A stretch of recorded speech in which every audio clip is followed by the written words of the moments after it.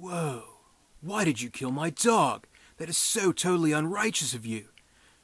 John Wick. Nothing like that, but wouldn't that be an awesome movie? But whatever. I caught John Wick recently. I watched it last night. Wanted to do a quick review here and share my thoughts on it.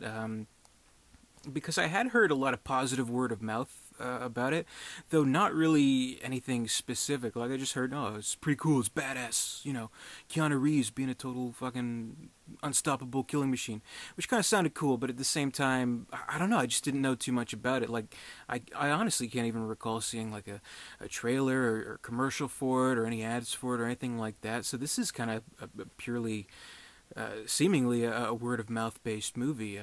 So I hope now that it's on DVD, Blu-ray, on demand, stream, all that stuff, hope to contribute a little bit to that word of mouth because it is an awesome fucking movie. Really.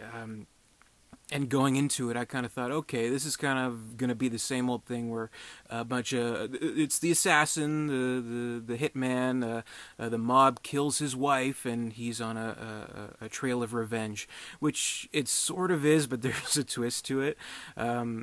His wife is killed by, you know, whatever disease kills women who redeem bad men, and, you know, unspecified female disease.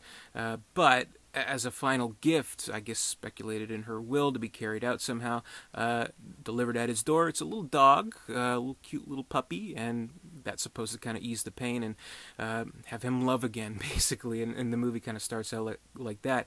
But then some punk-ass mob kid whose father is a big shot.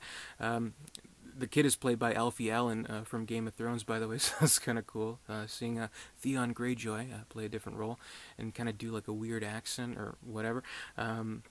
He messes with the wrong guy. He breaks into his house, steals his car, kills his dog, and then boom, that's it. So, I don't know, kind of a play on exactly how motivated are these supposedly redeemed men to go back into the world of crime from which they thought they'd never come back. So, death of a loved one, is it their, you know, children being kidnapped, or in this case, a dog being killed. So we've seen poorer motivations or equal motivations. I don't know, but what I'm most impressed about is with this movie is that its action scenes are so well done, and that's really like the heart of it all, because it is essentially a very simple plot and a very tried and true kind of concept where we have this one guy, John Wick, played by Keanu Reeves, unstoppable killing machine, kills everyone in his path. Everyone knows what a badass he is, and he follows through with that reputation in this movie. It feels like every 80s action movie ever made, but it doesn't feel like it's like a, you know, like a throwback or a tribute or anything like that. It feels like a modern action movie, which almost tries to define what a modern action movie can be in this day and age, because we've seen a lot of things that are kind of throwbacks, but also kind of modern tropes that aren't really that good, like the shaky cam kind of stuff to create a hyper-realistic kind of feel to it, and CGI blood, which you see in all those fucking movies. This movie, it avoids all that, so the blood, it's fairly bloody. It stays practical, or if it's CGI, it's very convincing CGI. Camera is very confident. There are some beautifully articulated shots in this movie, and very confidently run through action scenes that are very coherent, and they're very sleek. Like the whole movie, it feels like, you know, if like you turn the volume off, or no, if you just kind of saw it in the background, you know, on the TV, you think, is this like a vodka ad or something like that? So it's a very sleek kind of movie. It's directed from Chad Stileski, I believe his name is, whose background is in stunts. So I think he kind of understands it, and the director, Derek Kolstad, understands it. The littler the better, I think, when it comes to these kinds of action movies. So there's not an overly complicated plot. There are some twists here and there, but for the most part it is straightforward, and it's all about the execution, which I found to be very entertaining, and that's all that you really need.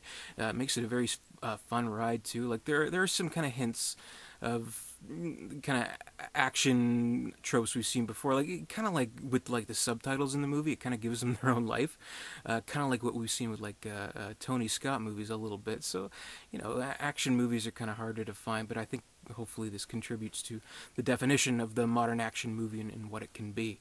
Added to all that, I mean, it's acted very well. Alfie Allen does a great job in playing a fucking douchebag who you just want to see get killed, or maybe castrated. I don't know.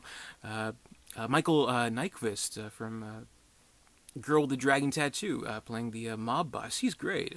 So I haven't really seen much of his other work other than Girl with the Dragon Tattoo. So it was interesting to see him something in something a little bit different, but also as like a villain as opposed to a good guy. So maybe back in Sweden he's more known and more diverse in his roles. But here it's interesting to see something a little bit different from him.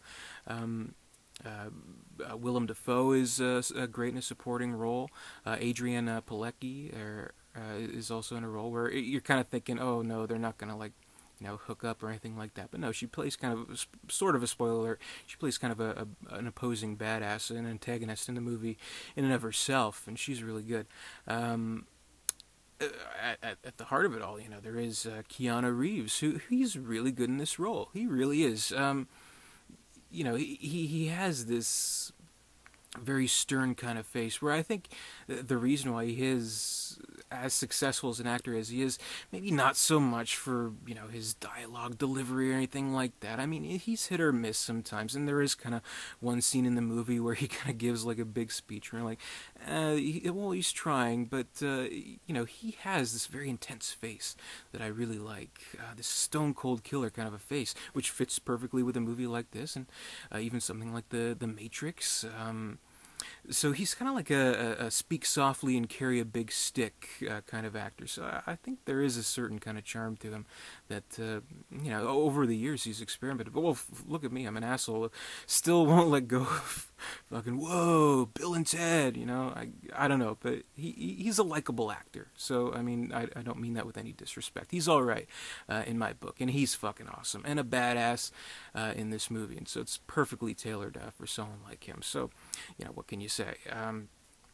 Other than that, again, just great action, really good music in the movie too. Like it kind of sets the tone for all the action scenes, and they're all just very well done. I have to say, I'm really impressed with the movie, and I certainly have to say it lives up to the hype.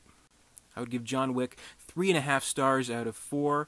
This is a confident modern action movie with a lot of style and a great lead performance from Keanu Reeves. So I loved it.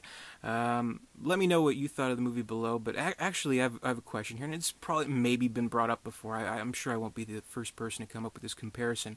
But I have a question, and I want you to answer it below. Who would win in a fight? John Wick from John Wick or Anton Chigurh from No Country for Old Men? So both kind of these unstoppable killing machines who are at the top of their game, but who would win if they're going mano-a-mano? So I'm very curious to see what people would think. I don't know myself. I'll have to think about it for a little bit. So yeah, that's my review. If you liked it, give me a thumbs up, comment, rate, subscribe, all that good stuff, and I'll see you later.